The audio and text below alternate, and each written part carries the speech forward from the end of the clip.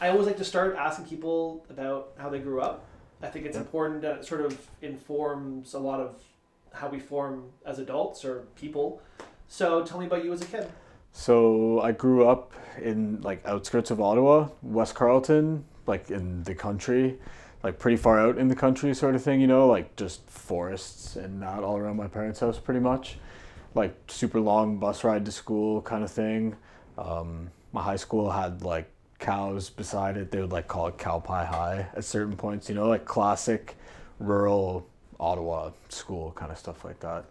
And yeah, two brother, sister, mom and dad, and yeah, I can't think of too much more to add on to like how I grew up like that, but yeah, in the country. I was a country kid. A pretty standard like country life. Yeah, country kid pretty much that got into like emo stuff and all that. I wasn't the most like country-ish person other than like loving nature and forests and outdoor stuff and all that, but I didn't get too much into like country guy stuff like trucks and all that kind of stuff, So yeah, it's a different kind of country person. Is that how you first got into music? Like, is that the first music you got into? Is emo music?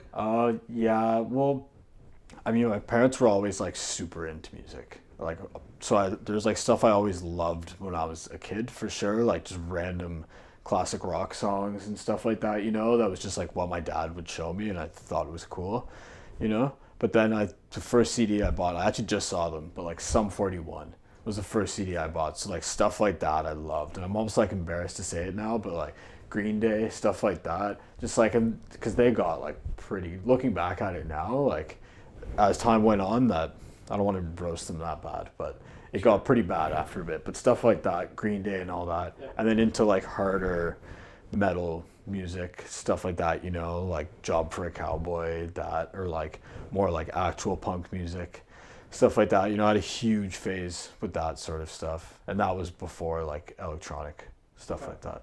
So that emo music and then to electronic music. Yeah, it was actually like the classic older brother of a buddy, like the house you'd go to like smoke weed when you're young, and I remember it was like a Bring Me the Horizon dubstep remix, and they're like, yo, you have to check this out, and it blew my absolute mind at the time, because like right around that time I had already been like playing with FL Studio and making like super crappy beats. I would watch on YouTube like Timbaland Apologize, like how to play it on piano, and I would like pause at parts and just go like type it in the piano part in FL Studio, and put like a synth on it and like a kick drum, and I was like, yeah, I would love doing that. But then I heard dubstep and like music like that, and I was like, yo, they're using like this software to make stuff that sounds like that, and it blew my mind. I was like, that's magic. Yeah. And so that, so it was like UKF, dubstep, all that era. I was obsessed with that, which was probably like grade 9 that all happened, sort of thing. Well, and just to clarify, I guess, for anyone who doesn't know, and we're going to get into more of this, but the Trenchfoot alias is what you play your music under. Yes. Which is, how would you describe what you're playing? Because I know you play, like, honestly, a pretty wide variety of stuff. Yeah, like people definitely will like book me and say that I'm like a drum and bass DJ right now. That's like the main thing. But I do like everything for sure. And I was always like dubstep kid, or like the first thing I actually really liked was like house, like electro, like fidget house, like Crookers and all that stuff, And I like all that different stuff a bunch, and I always try to play that stuff. But like people book me for drum and bass now, but I still make like 140 stuff like that, like garage, all that different stuff. No, I like it for sure. I'm still making it. That's like my main thing for sure that I like to make. But yeah, I just bass music in general. Yeah. You make a lot. Yeah, for sure. So yeah, sorry. It's okay. So that sort of, that was a formative experience, obviously, hearing that. And then you were already messing around, you said, with FL Studio at that time.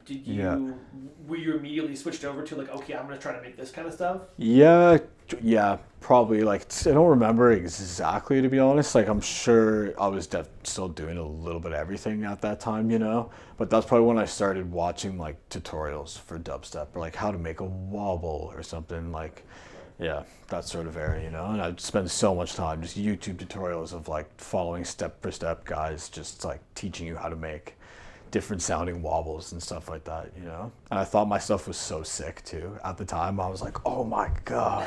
Like looking back on some of it now, I'm like, there's actually some of it that exists. Like under my old DJ name was Shake at that time. And like there's some places on the internet where you can find some of that old stuff. And I'll go sometimes just to remind myself, I'm like, okay, like I've made some good progress here, you know? Because it's easy to forget sometimes. Like that old stuff was not good, you know? It's still fun to listen to though. It always is like that a little bit though, I think. Like and you learn, right? You're always it's always this curve of improvement. Yeah. So that was grade 9. Yeah. And then when did you first play something? Like I guess when did you first play something for someone else, and then when did you first like play a show? Yeah, it would have just been like always like had a tractor just DJing in my room like all the time, or like my buddies and stuff like that, you know, like we'd hang out and there'd be like a tractor there all the time. And I think it was when I was 19, at that point I had met another dude, Connor Substant was his name. He's not around anymore, sadly. He was a sick dude. But anyways, it was me and this guy, and we did a Addiction nightclub in Hull there, and we did like $3 tickets. And we just like sold them to, like, it's the classic when you first start DJing and like all your buddies from high school go, you know, like it's that first thing, everyone's like, whoa, it's all exciting. So we sold a ton of tickets for that. It was funny, like some of those first few things where we were just keeping all the money and doing like small little ticket prices to a bunch of buddies is when I like the most money from shows for a little bit, probably some of those first few ones there. And so it was like Addiction in Hull, and then Ritual in Ottawa after that. Yeah, which would have been through like, there's a guy, Steve Nicholson, got me linked up to play, I think it was like Sound Remedy I opened for at Ritual. And it was like a buy deck event, I believe. And that's when all started. I'd bring my like tractor to DJ those events too, and like my little briefcase, and I'd have my little DJ controller. That, yeah. Damn. Yep. Yeah, so much that such a throwback, like Virtual in general. Yeah. Bidec, Steve Nicholson. Yeah. yeah, I know.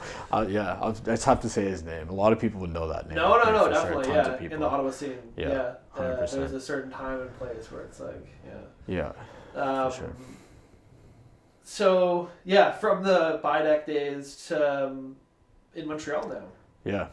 When did you made the move pretty recently? It's sort of what? Yeah, like the spring this year. So it was like, I always wanted to. So like, it was Big Tooth mainly that don't really operate anymore. But in Montreal, when I was like 22, maybe, Big Tooth were like doing like the big dubstep shows, like massive dubstep shows, you know. And I got lucky. There's someone. The first Valhalla. Yeah, exactly. Yeah. There's someone in Ottawa that happened to be buddies with the guys that own Big Tooth.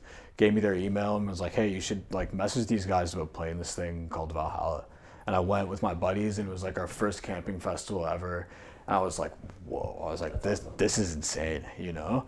And then played at like a Montreal dubstep show after Valhalla, like a proper Big Two show. And that also just like blew my mind, you know, the amount of people that were there and stuff.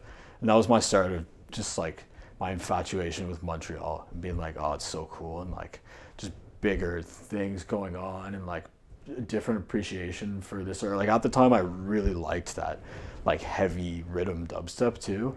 And I was like, these people love this here so much, you know? So that's when it all started. Skateboarding though, art, everything. There's just a lot more of the things that I like there, for sure. It's interesting, we're in Ottawa, and there's the classic two cities near us, Toronto and Montreal, both bigger cities, and both with like ostensibly bigger scenes. Yeah. But Toronto, I feel like, not to hate on Toronto's scene, but it's Toronto, there's a lot of people there, so it's like, yes, of course there's a bigger scene. Yeah. In Montreal, there's more people, but I feel like there's also a more interesting like art scene there. Yeah, for sure. Like people actually are more interested and care in a way that's more, I don't know if like organic's the right way to say it, but it's like they actually care about the art more so than like, oh, there's a bunch of people here, we can make a bunch of money off for sure. these events. I'm sure there's like a bunch of sides of the Toronto thing that I'm like not aware of, you know, so I want to be like careful with my words about it, you know, but I have seen it in Montreal a lot, like just different,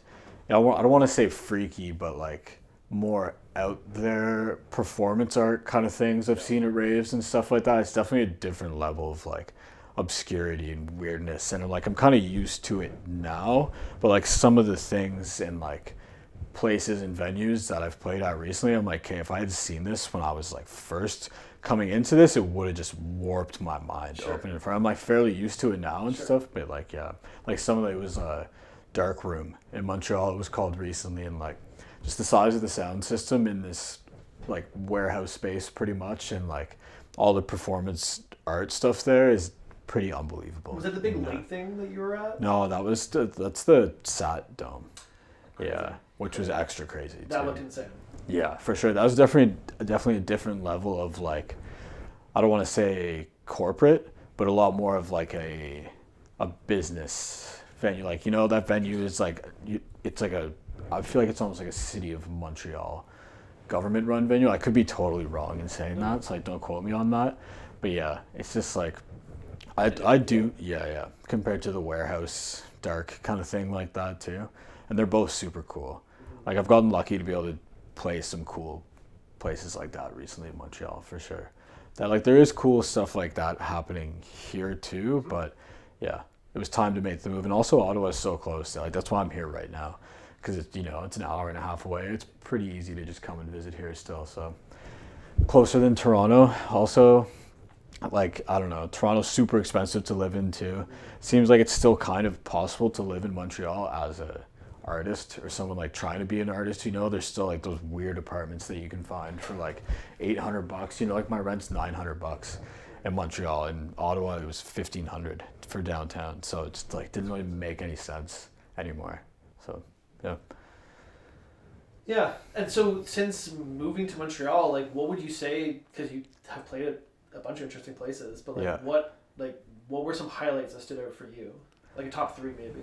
Like probably. It's been a short while, obviously. Yeah, to be honest, probably Newspeak. It was like when Soda came to town, and like was the opening slot right before him, and it was just like the energy of the people in this place. Like I don't want to say kids, but it seemed like a younger crowd than what I'm like than you're used to, like a jungle show maybe or something like that. Like some of those scenes, you know. But it was all those like super hungry, like I want to say like TikTok drum and bass kind of kids, you know, that actually get some hate in the scene by a lot of the like old heads and stuff.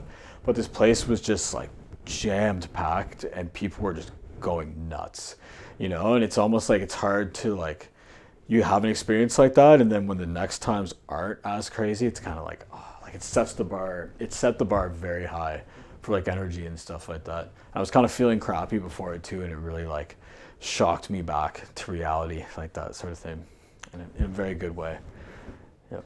That's nice. It's like, it's very interesting, the kind of energy, I guess, feedback that you can get like from a big crowd like that, right? Yeah, it's insane for sure. Especially at Newspeak too, because there's no like, they have a backstage, but it's like behind the crowd. It's not behind the DJ booth.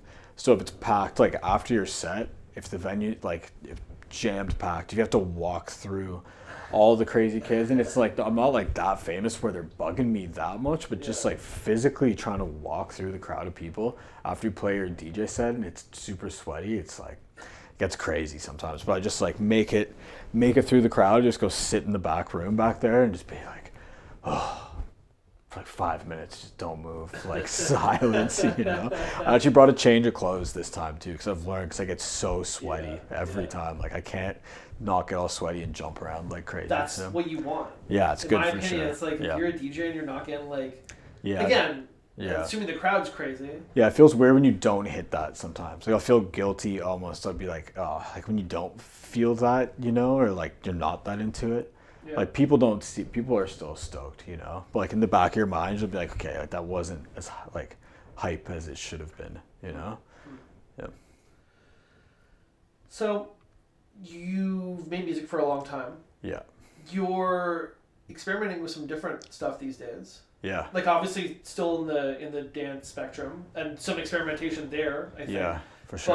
But we were talking about more like cinematic type stuff before. Yeah, I always love making stuff like that. To be honest, like I've been thinking a lot more recently about, I won't get too much into it, but like going to school maybe for video game sound design or something, just so I maybe have a degree behind my name, because I know I have the skill to work in a field like that, but I think I might actually need a piece of paper to kind of prove it, sort of thing. I'm not sure, but I do love all that stuff, to like just sound in general, like soundscape sort of stuff, I'll get so into that sometimes. And like, it's funny because you could take like a splice sample of like some orchestral cinematic thing, and like get something pretty close to some of these things that can take like hours to make, of like sculpting this kind of soundscape and shaping this thing. But the process is super enjoyable and really nice and like therapeutic, I find. Like it's nice to set out to like make something without being like, okay,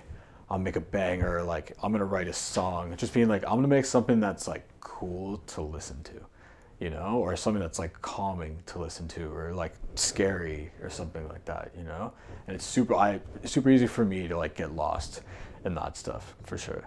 And I play around with the idea of like releasing more weird stuff like that too, but I'm like, hey, it has to be like included with something else too, because I don't know how many people will understand that, like I don't know if I want to fully become an ambient artist and like on completely left field on that side of things. But so I try to find ways to like, the intro of a track will be something like that, or yeah, I do my best to like fit that in with stuff. I think I'm going towards not caring as much and doing more of that stuff because I like crave it for sure. But yeah, you should do like an album of those pieces, like just it would be like, sick. Hey, here's this, like it would be a good idea actually. I definitely have enough stuff like that too. So I'm biased because I'm a huge fan of that. So it's like I think your music work in general is really good.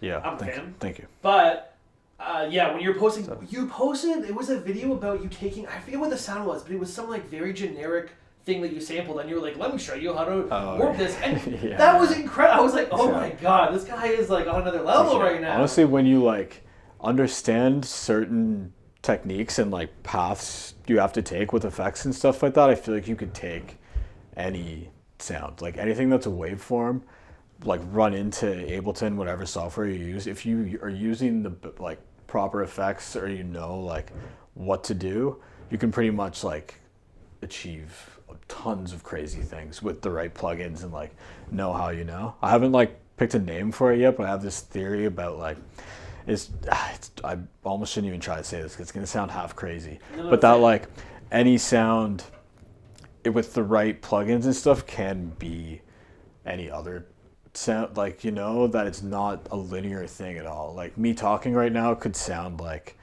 a train pretty easily if you just messed with the waveforms in the right way, or like even like knocking the wall could also sound like that same thing if you can edit the waveform properly and stuff.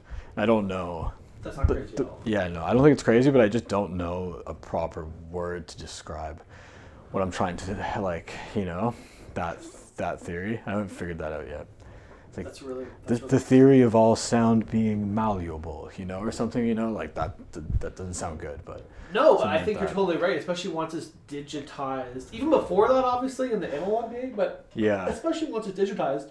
Yeah. What's the reason that you can't just literally sculpt the waves? Yeah. Yeah. And like you're saying, like exactly. Adjust it with plugins. Yeah. With like with layering. Yeah, EQs and stuff too. Like it's not that deep, but sometimes we'll be like, okay, I'm gonna add a bunch of distortion to this thing, so then it gives me something to like craft the shape out of. Like if I have a whole bunch of info, then I actually have something that I can like, dig away at and sort of thing. And it's like, but it's like, how much do you want to slam something, and like how much info do you want to send in that you want to shape out of? But yeah.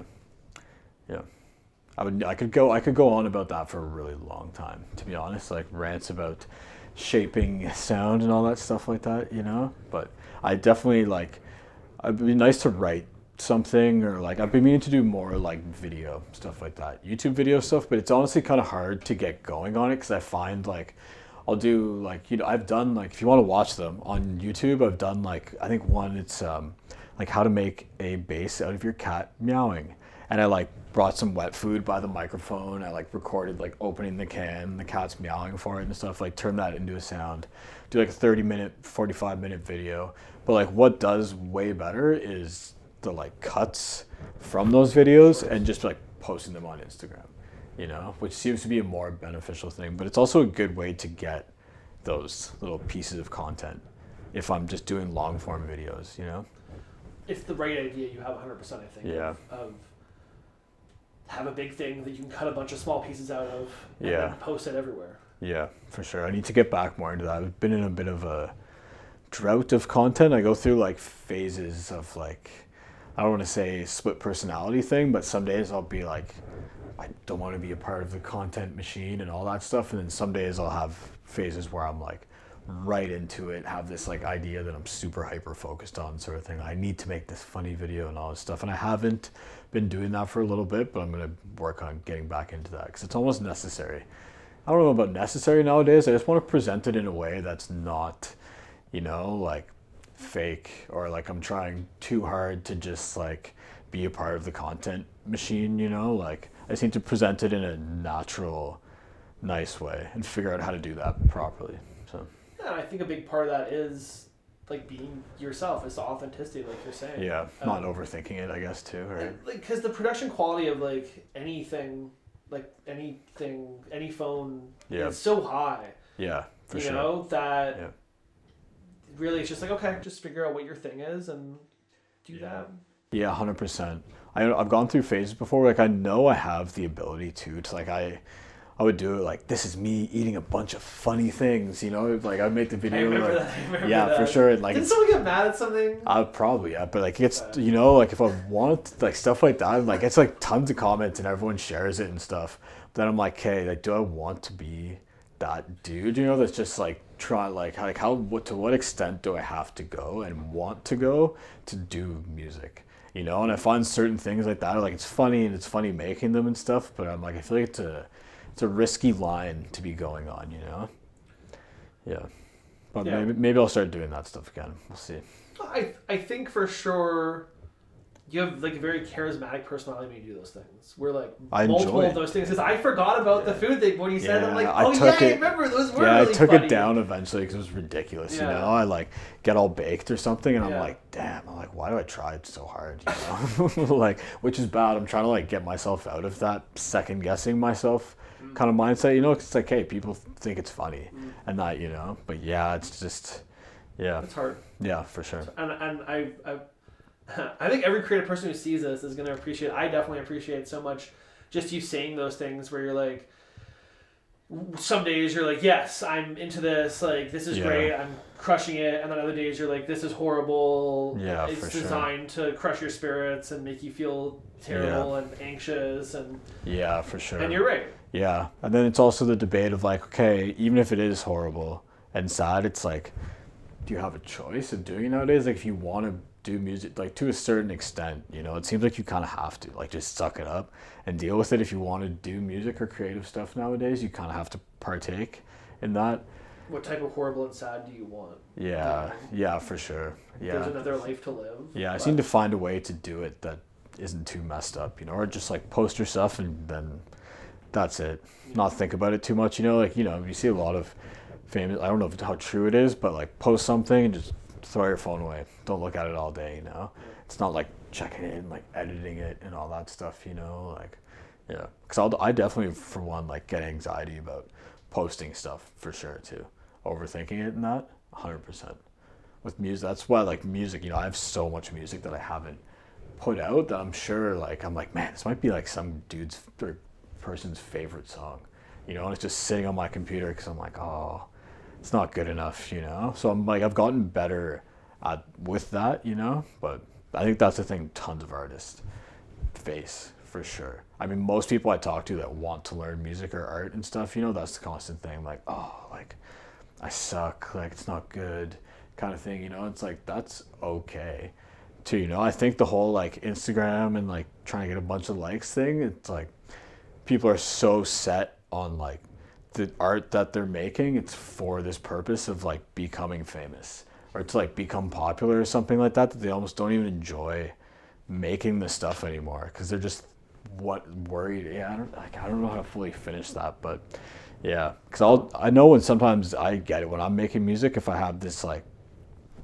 I'll catch myself doing it like, oh, I need to make this because like this is popping right now, like this worked for this dude, like I want to make something like that. And I try to do it and I'll be like halfway through, I'm like, this shit sucks, You know, like if it's not genuine and like that, like I have a really hard time doing it. I can feel it when I'm doing it sometimes too, you know, for sure.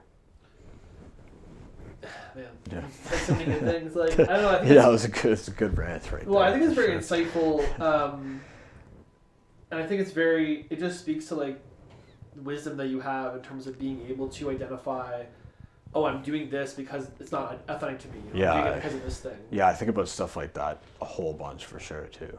Like, why am I making music? Or, you know, like, or for who am I making music? Or am I trying to make music to like impress this one person or something like that, you know? Like things like that, I'll definitely catch myself on. Sometimes like if it's working, like cool, like use that. But I don't think that's like a healthy place to be coming from for making art. I don't think, for sure. But like, yeah, I overthink I mean, that's why one of the reasons I started going to drum and bass more, because I was at this point with dubstep where I almost had like a ego death with it sort of thing, where I just was like, the realization, I was like, do I truly, it was during COVID and stuff, I was hanging out with buddies, we were like psychedelics might have been involved, and I was actually fully like looking at myself in the mirror and I was like, do I actually like enjoy making dubstep music and like this heavy rhythm stuff anymore? Because it feels kind of like work and I'm stressed about it like all the time, and the way the scene was going, I was like, I don't even really want to like be a part of this that much, like the fans and all the crazy headbanging stuff. I was like, whoa, I was like, I don't actually like this stuff, you know? I was like, I'm just trying to put on, or like, you know, like it was some competition vibes almost for me. I was like, I need to make the heaviest rhythm song tomorrow or I'm not gonna be like famous at the rhythm shows, you know? And then I was like, wait, what the fuck? I was like, do I actually even like this? You know, because I realized when I was like on Ableton, I wasn't like having fun or like dancing around anymore and stuff. And it was all around the same time that I've been listening to more drum and bass and like weirder stuff and that. And I was like, okay, I was like, this is what I actually like. I was like, this is what I need to do. And that's when everything seemed to like start to get way better for me, actually. Yeah, that's why I switched pretty much. And I'm back with dubstep now because like go more into like the deep side of things and all that, which was around at that time when I switched, but I just like became more aware of it and like met some good people that like showed me cool stuff that are making cool stuff. So I'm like back on that wave a bit, but just more like deep stuff, darker stuff, like rap vocals on it, you know, like grime stuff like that. So I've included everything a bit more again, but yeah, I had a phase for sure, or went through a phase, or had an awakening, you could say. Yeah. I think the thing that I pulled out of that was like the joy of the thing, and that's always when you're creating something is like ultimately the joy of it, where you are actually getting joy from it. Yeah, I was like, what's the point, you know, right? Yeah. And versus with the first with drum and bass, and then the deeper dubstep stuff. When you came back to it, you find the joy again. You're like, oh, this is why I'm doing it. It's not exactly. Because of, like you said, some kind of ego competition. Yeah. Not with whoever, with whatever. Yeah. Not saying that, like, because I know there's lots of people in that scene who legitimately love that stuff. And, like, I don't think it's all about that. But I could, like, feel that from myself, you know? And I was like, hey, I don't like this guy. You know, like, I don't want to be like that, you know? And I think, like, if I was just doing it something for money, like, go, like, build houses or, like, go into marketing or advertising or something like that, you know? And I'm like, I'm not doing this for money, so I might as well do something that I like, you know? Yeah. And I think the audience can tell that too. Yeah, I would say so. There's definitely people that, like, fans that I have now that seem like more like genuine and loyal and stuff. There might be less drum and bass fans around right now than there is for like rhythm DJs and stuff like that, but the people that are into it are like super into it, you know? So that's good. For sure. They actually care. Yeah, for sure. Not that other fans don't care, but usually when it's a smaller group, it's a more dedicated. Yeah, I feel like the drum and bass thing, it's like a little bit harder to get into and stuff too. And it feels a bit less like disposable almost, you know, or something like that. Like, I don't know. It seems like at least with dubstep and stuff like that, it's, or like, I mean, a lot of genres of EDM stuff, like the cycles go so fast. Just like thinking of DJs that were like huge like 5 years ago, and now it's like the waves just like go like that, you know. So I've debated before too, like what's better, having like 100,000 fans for like 2 years that are super into you, or like 1,000 people that are like super dedicated that like buy everything you do for like the rest of your life, kind of thing, you know. And I feel like trying to take a path that's a bit more like to the left and, you know, not exactly what everyone else is doing is harder, but like that's how you find those people instead of just being like a cog in the wheel of whatever current trend is going on in that, you know. Because when that trend stops happening, you know, it's like, hey, see you, everybody. Yeah. So, yeah. So what do you want? Like, obviously there's like a lot of easy ways to answer this, but what do you feel like is your goal you're going for now, or what you would like to accomplish with this sort of new, like, you know, there's the new move, there's the new music that you're doing, like in multiple facets. Like, I feel like there's like a new energy. But yeah, I don't know. What are you going for this year? To be honest, like, obviously play festivals and stuff like that. Like, can't really say anything yet. There's some like early May coming up, and then some other things that like fingers crossed, but I'm not sure yet. But to be honest, like, just finish good music and not rush it is my whole plan right now. Because like it definitely times before, like I've done it recently in the past year or so too, where I'm like, oh, I need to put out music. It's been like 3 months or 4 months, you know, and then I like hustle for a week and like finish some things that I've, you know, like wrap some things up that have almost been done.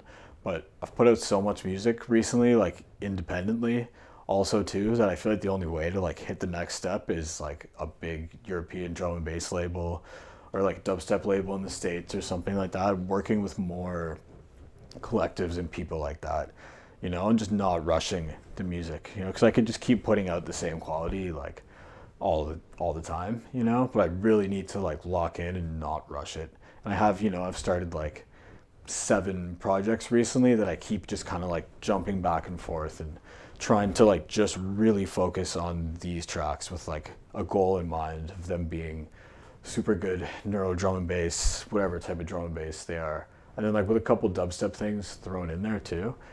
But yeah, mainly just hitting the next level music wise. You know, shows and stuff like that, I'm not too concerned about it for right now. Like, it's cool. Like, if people want to book me and the show is right, like, I'll do it, you know, but I don't want to play in like one spot too many times. Stuff like that. I really just want to like write music pretty much. Yeah. Are you going to do more cinematic stuff? Yeah, for sure. Yeah, I don't think I'll ever stop doing that. Very selfish question. Yeah, I don't think I'll ever stop like making music at all, like until I die, sort of thing. I don't see that happening, you know. I see like as I get older, though, more cinematic stuff probably happening, you know. Like more piano would be nice. That's something I want to do this year. It's like I can play piano, like I know chords and like I can make it look like I'm good at playing piano, sort of thing, and like know enough to like write music. But there's a whole other world out there that I know nothing about, and I would really like to know that, because it's also the next step of making like proper cinematic stuff like that, you know, proper chord progressions and all that, you know, be able to make like Lord of the Rings sounding kind of stuff super easily. Yeah, so yeah, just a year of like improving those sort of things. And like when you really think about it, it's not that much time a year, you know. It's like some things that I wish I had just done like a year ago now, sort of thing. So I'm like, okay, it's sort of time to do that. Yeah, I mean, you're so wise, first of all, in terms of just, there's not a lot, you know, you think it's a year is a long time, and then, yeah. I mean, we're already in the middle of February when we shoot this. This is going to come out May or June. Yeah, true, eh? So we're already going to be like halfway through the year. Yeah, true, eh? But I appreciate you not trying to spoil anything. So we won't, I won't press you on that. Yeah. You collab with a bunch of people. Yeah. Like in a lot of different facets. Yeah. Who's someone you'd really like to collab with this year, and who's someone who maybe you could preview that you might be collabing with this year? I mean, someone I could preview, there's a rapper, Grim Sickers, who's super dope, like from the UK.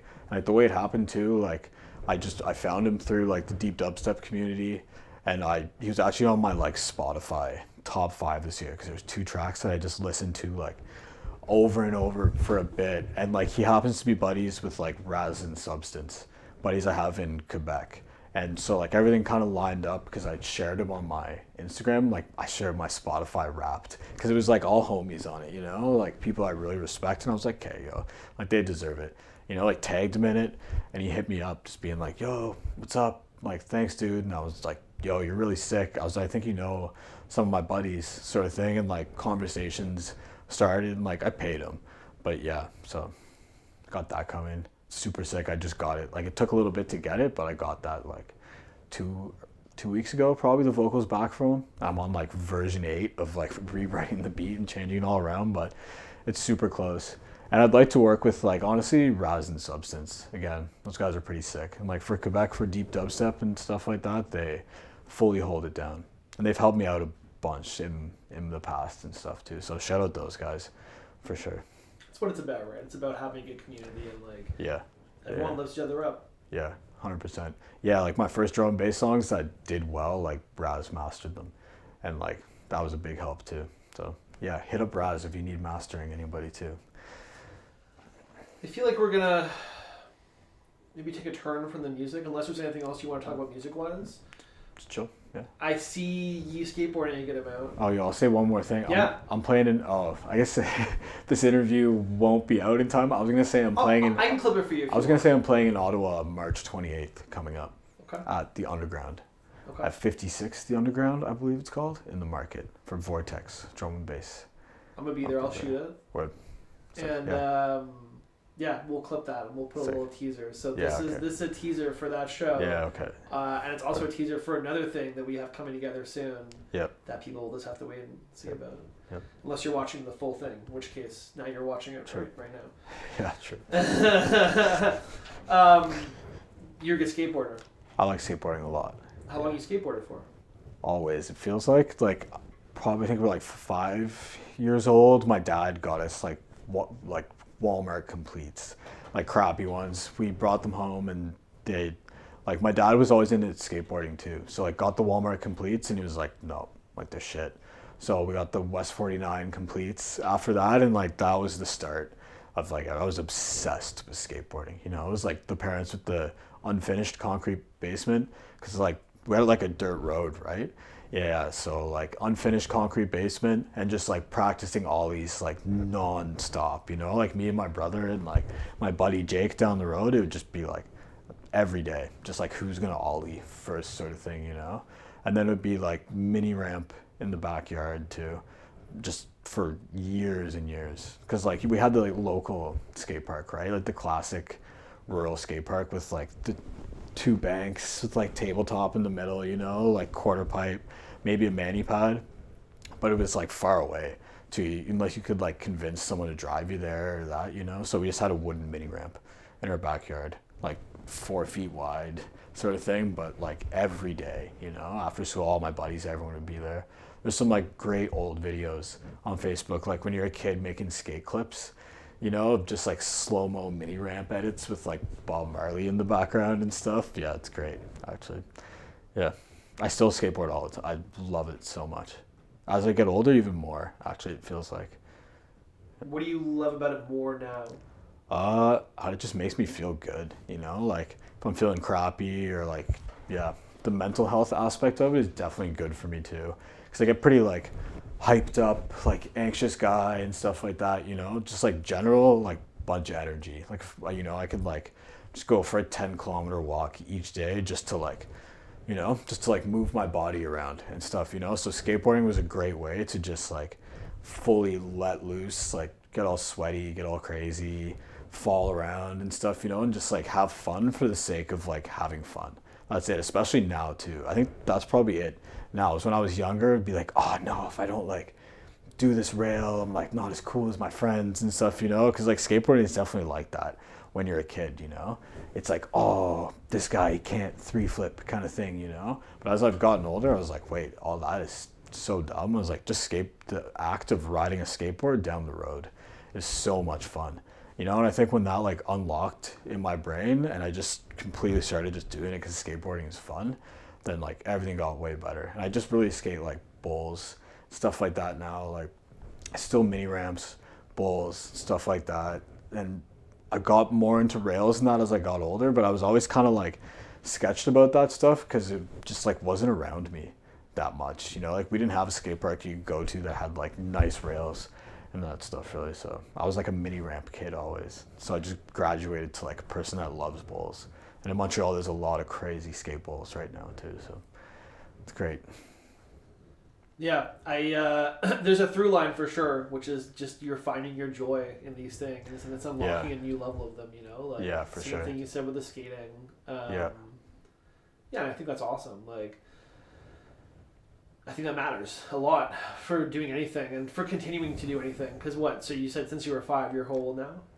30. I turned 30 this year. So 25 years of skating, and you love it now more than... Yeah, I don't know about 5, but like, you know, 6, somewhere around there. Yeah, it's true. You got a couple of decades under your belt. Yeah, I don't think I'll ever stop, you know? So I try to like stretch my legs as much as I can, and like, I won't say I'm like not the healthiest, most health conscious person ever, but like I do what I can in hopes of being able to continue to skateboard when I'm old. Like I'd love to be like 50, 60, still skateboarding.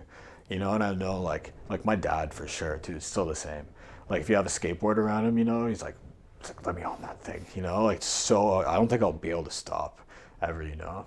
So we'll see. Hopefully my legs keep working that long, but I'll probably have to graduate, you know. That's why you see like I'm already kind of the old guy skater where I already just like skate the bowls and stuff. I think more pads and stuff will probably just be added as time goes.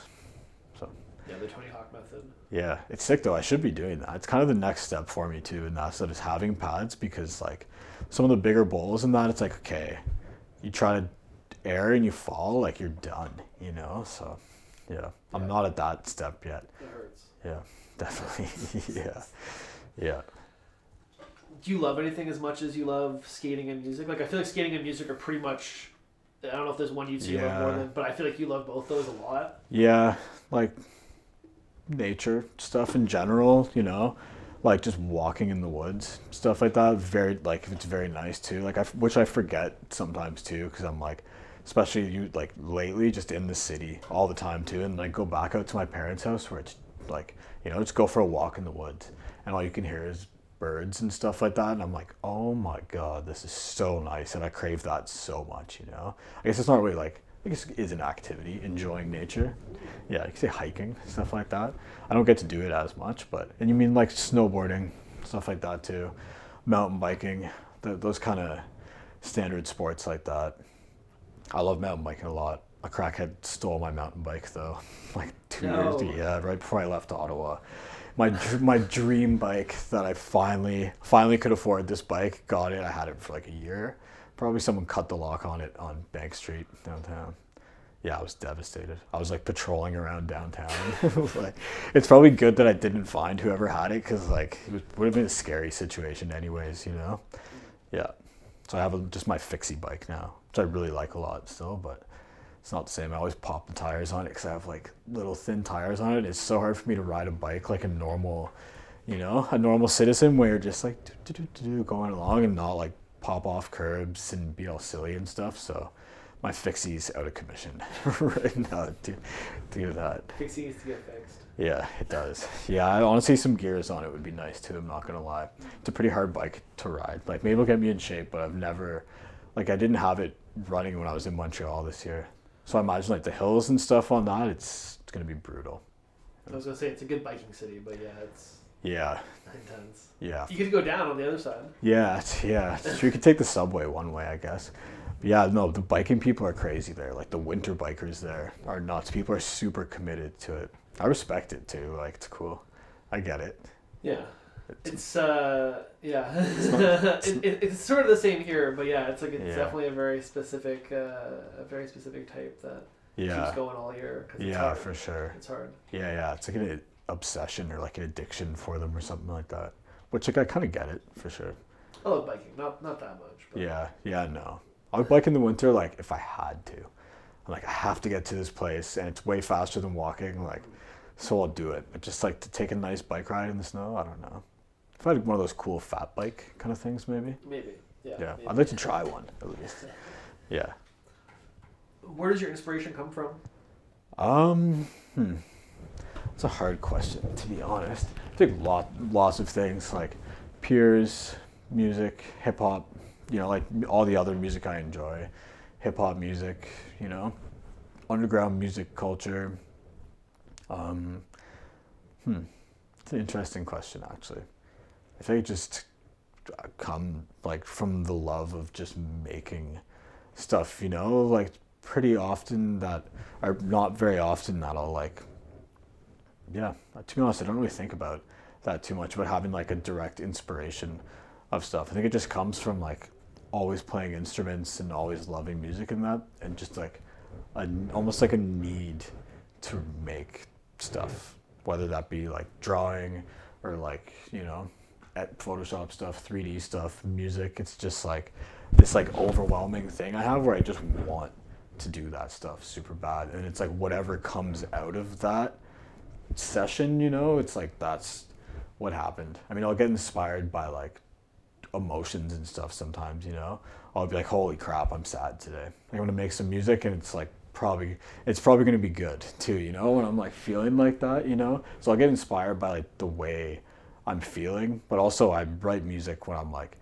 in any sort of state, like if I'm sad, I'm happy, I'm pissed off. It's like I usually do it like every day, I'd say for sure. And I don't know if that's like a crutch for me, like a mental thing or something like that, but I don't think it's necessarily it can be a bad one, because I would go through phases, like where I'd be off all winter and working on music every single day, and like maybe not every day. You'd have like days where you don't want to do it, but like still doing my best to like get up, because I'd landscape spring to fall, so I could go EI in the winter, and it would just be like Ableton winter for like 3 winters in a row probably I did that. And like, but by the end of the winter, like you're pretty messed up from that, my hair is like sticking up everywhere, like you got the plaid, like the plaid pajamas and like the other plaid top on and stuff, like, so yeah, it can be dangerous like doing it all the time, I find. But yeah, to get back to the inspiration thing, just yeah, it's like more a need to do that stuff. I know a lot of people, like, it trips me out sometimes. It depends kind of like what state my life is in at the current time, but it's not that often where I'll be sitting there and I'll be like boo boo boo boo boo, and like think of a little melody and be like, oh my god, like I need to go do that right now, or something like that. It's usually I figure stuff out just by like actively trying to mess around and like create stuff, It's actually fair. It's weird to say. Like I wish I had more random ideas pop into my head like that, And like I feel like it's something you can't actively, like if I try to do it, I can like think of drum beats and stuff like that in my head, but it's kind of rare that it happens like that for me. It's usually just more through being like I want to make music right now, and then whatever happens, like happens, So there's no like specific way you usually start a track. You just start like, yeah, today I think about this thing, and now I'm gonna throw that on there and see how that sounds. Yeah, for sure. I'd be, okay, I want to do, like sometimes for sure I'd be like, okay, I want to write something sad or something like that. It's not always just totally like random. There's obviously like a thought process behind each time. But the starting thing, like sometimes I'll like drums. Like a lot of the time, like if the drums are cool, you can pretty much, there's a lot of different things you can add over them. That would be cool, and also vice versa too. Like every once in a while I'll develop a new like, I'm like, okay, this is the new system. You gotta do the bass first, like you gotta do the chords first or something, But like nowadays I don't really have that, I'll be like, okay, I'm just gonna make a cool sound, or look through samples, or like drum loops or something like that, But it just like depends on what kind of session I want to have too. Some of this new stuff I'm like trying to be a lot more like, I don't know if it's ending up being beneficial, but a lot more like surgically precise with like my thinking of every decision and stuff like that, like, because sometimes I'll just be like throwing stuff in, like every like train of thought almost, like just doing things, and like you end up with like beats that way and songs that way. But it's also like, okay, is this really benefiting the track? Like, is this drum sample better than this drum sample? Like, how deep do you want to take your like decision making and all the options and stuff? And I'm kind of trying to do that more right now, but I don't know. And then and then I'll have a session where I make something without being precise like that, and it messes up my whole way of thinking about how I should be doing it. So yeah, I don't think I really have a system, to be honest. It's kind of just messing around, I guess. That's the system. Yeah. 3D work, some animation stuff? Yeah. What do you like? Because I feel like you just have a lot of creativity inside you that is like, let me out. Yeah, I always like stuff like that. The music, and I think skateboarding in itself is like, I think a lot of sports are like creative in a way people don't think about, but I think skateboarding is one of the most creative types of sport. It's like, almost inherent in the whole act of it. Yes, it's like dancing almost. About it. That's a great comparison. Yeah. That's a great comparison. Yeah. Like breakdancing kind of thing too. Yeah. Sure. So what do you like? What else? This a 3D like what do you Yeah, that's kind of it for my. I mean, I like photography a bunch. To be honest, I don't do it as much anymore. I'm like keep trying to tell myself that I'm gonna get back into it again. That's always something I really liked too. Like even just on my phone, my camera roll is like so many pictures of like trees, the sky, like this house over here and stuff. You know, like I love photography a whole bunch. It was that like all at the same time with like getting into music, and it was like grade 9 tech class. I think I had Photoshop for the first time, and I was like, whoa, this is sick. And I was like, I'm really good at it too. I was like, I'm better than most people at this. I was like, I want to like keep doing this, you know? And that was the start of that. 3D was only like, I think during COVID. Like I'd had Blender a few times and like tried to watch tutorials, and I was like, no. I was like, there's no way that I'm like gonna have the time to dedicate to this right now. And then it was one tutorial I watched where like everything clicked, and I was like, wow, this is so cool. And it's like if you take the time to do it, like to get into it and wrap your head around it, it's not as hard as people think, like 3D stuff like that.